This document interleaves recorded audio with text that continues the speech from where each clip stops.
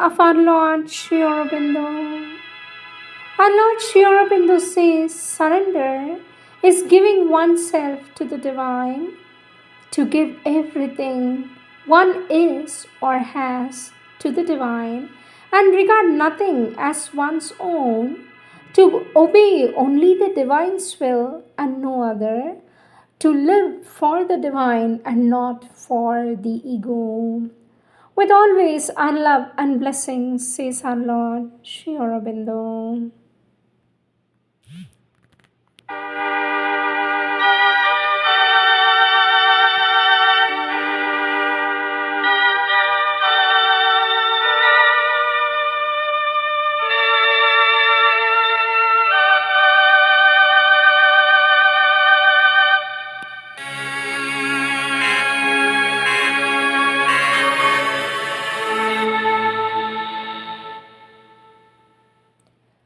Sri Aurobindo's Savitri, Book 3, The Book of the Divine Mother, Canto 3, The House of the Spirit and the New Creation, page 367.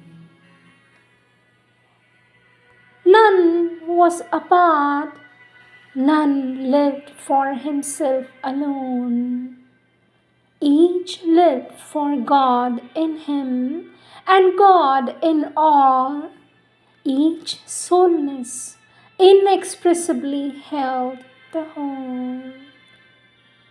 Their oneness was not tied to monotone. It showed 1,000 aspects of itself, its luminous, immutable stability, upbore on a changeless ground, forever safe, compelled to a spontaneous servitude, the ever-changing incalculable steps, the seeming reckless dance's subtle plan of immense world forces in their perfect play. Appearance looked back to its hidden truth and made of difference oneness smiling play.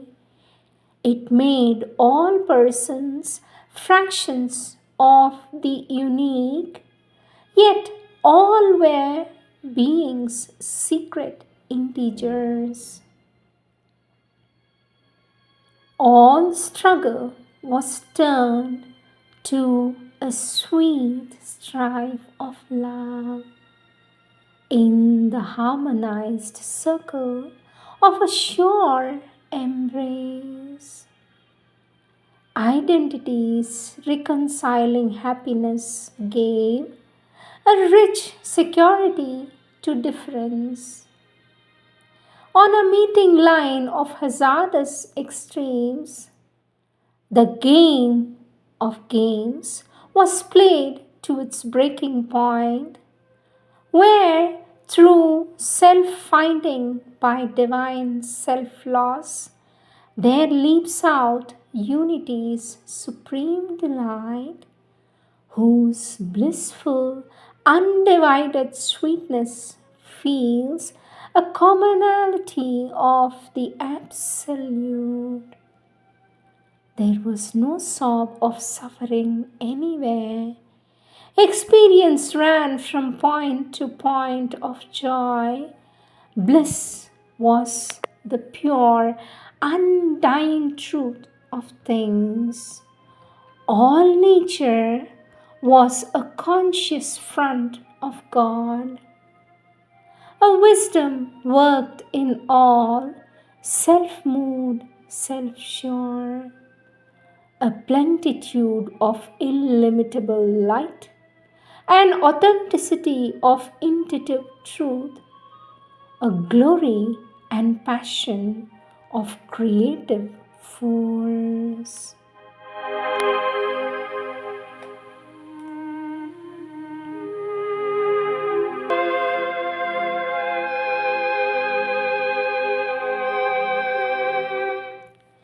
Words of our Divine Mother taken from the collective works of our Divine Mother, book Question and Answers of 1954, date 15 September 1954, page 316.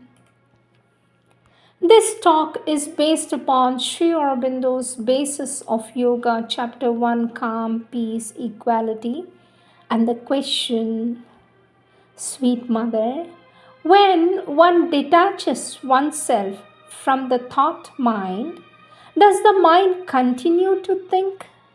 For this, our Divine Mother says, usually it continues to think, but this does not affect you any longer. It is not exactly thinking. It is like a marketplace, you see.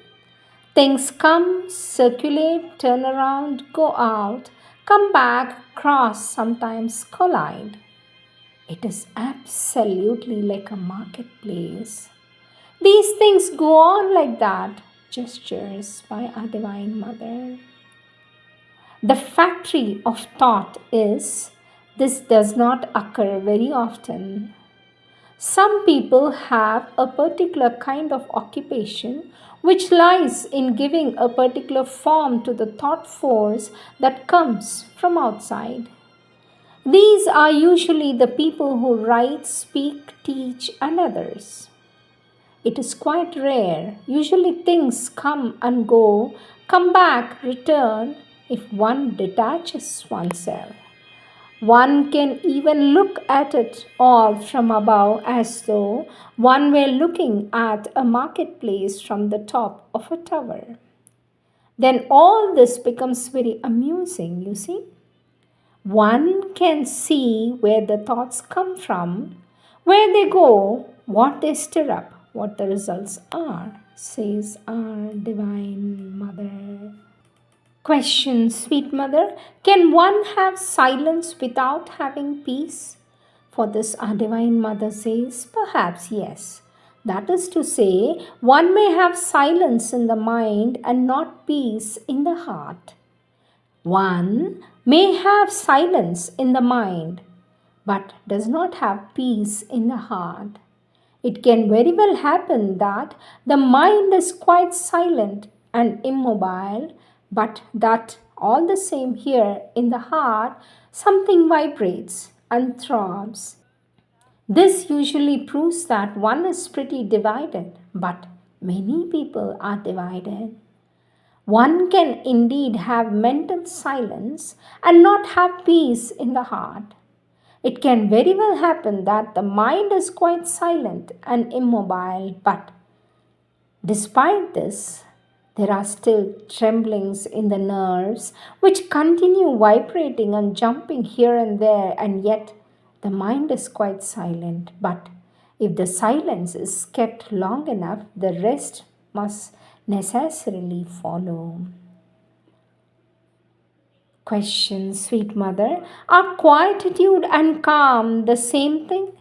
For this, our Divine Mother says, quietude and calm?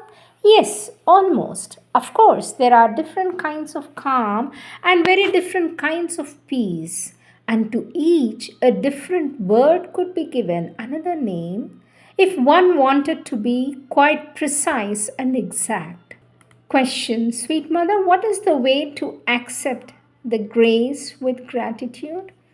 For this, our Divine Mother says, first of all, you must feel the need for it. Our Divine Mother says, this is the most important thing. It is to have a certain inner humility. It is to have a certain inner humility which makes you aware of your helplessness without the grace. That truly, without it, you are incomplete and powerless. This is, to begin with, is the first thing. It is an experience one can very well have. When you see even people who know nothing find themselves in quite different, difficult situations or facing a problem which must be solved, or, as I just told you, an impulse which must be overcome, or something that has disturbed them, and then they realize they are lost. They do not know what to do. Neither their mind nor will nor their feelings help. They do not know what to do. Then it happens there is within them something like a kind of a call to something which can do what one cannot. One aspires to something which is capable of doing what one cannot do. This is the first condition. And then, if you become aware that it is only the grace which can do that, that the situation in which you find yourself, from there the grace alone can pull you out, can give you the solution and the strength to come out of it, then quite naturally an intense aspiration awakes in you a consciousness which is translated into an opening. Our Divine Mother says, if you call, aspire, if you hope to get an answer, you will quite naturally open yourself to that grace. And later, you must pay attention to this. And our Divine Mother puts her finger on her lips. The grace will answer you. The grace will pull you out of the trouble. The grace will give you the solution to your problem or will help you to get out of your difficulty. But once you're free from trouble and have come out of your difficulty, don't forget that it is the grace which pulled you out, and don't think it is yourself. For this, indeed, is the most important point. Most people, as soon as the difficulty has gone, and say, after all, I pulled myself out of the difficulty quite well. There you are. And then you lock and bolt the door, you see, and you cannot receive anything more, any more from the divine. You need once again some acute anguish, some terrible difficulty for this kind of inner stupidity to give way and for you to realize once more that you can do nothing. Because it is only when you grow aware that you are powerless that you begin to be just a little open and plastic. But so long as you think that what you do depends on your own skill and your own capacity, truly not only do you close one door, but you close lots of doors one upon another and bolt them. You shut yourself up in a fortress and nothing can enter there. That is the great drawback. One forgets very quickly.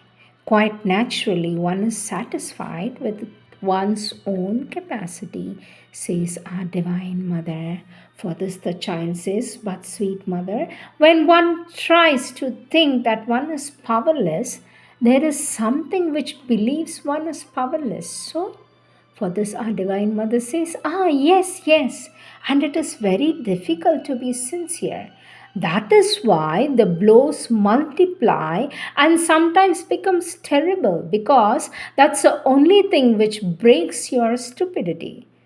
This is the justification of calamities. Only when you are in an acute, painful situation and indeed before something that affects you deeply, then that makes the stupidity melt away a little. But as you say, even when there is something that melts, there is still a little something which remains inside, and that is why it lasts so long.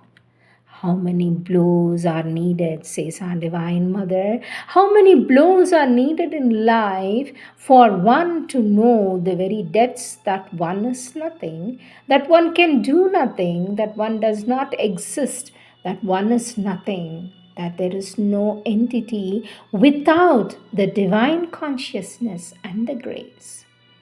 From the moment one knows it, it is over.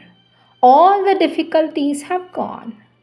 When one knows it's integrally, and there is nothing which resists, but till that moment, and it takes a very long time.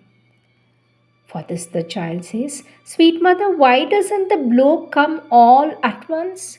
For this, our Divine Mother smiles and says, Because that would kill you. For if the blow is strong enough to cure you, it would simply crush you. It would reduce you to pulp.